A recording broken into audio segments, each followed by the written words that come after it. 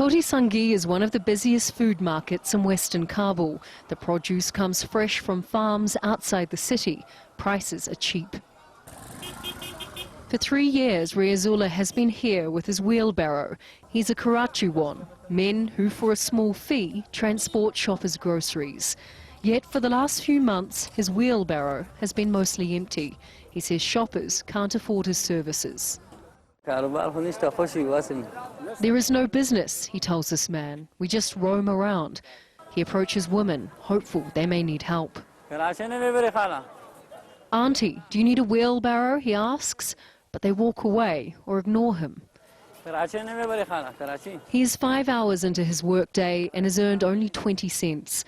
He used to earn about $3 a day, enough to pay his rent and feed his family. Frustrated, he heads home. He spends his day surrounded by food, but ever more frequently returns to his family empty-handed. Afghanistan's economy is collapsing. Under the last government, 75% of public expenditure came from foreign grants. US and UN sanctions meant that evaporated upon the Taliban's takeover. Taliban officials say they need sanctions lifted and aid agencies to return to tackle the problem. With little money to go around, banks limit withdrawals, employers can't pay their staff, and Riazullah and his family are paying the price.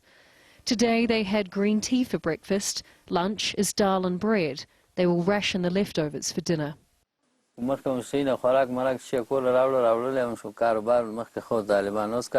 used to bring a lot of food to the house before the Taliban, but now there is no work, and it is pushing me into even more of a crisis.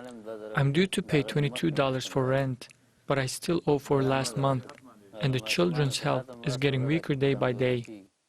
They are not alone. 95% of people in Afghanistan are not consuming enough food, and more than half, about 22 million people, are malnourished, some so severely they may not make it through the winter. This is what Riazullah is trying to avoid.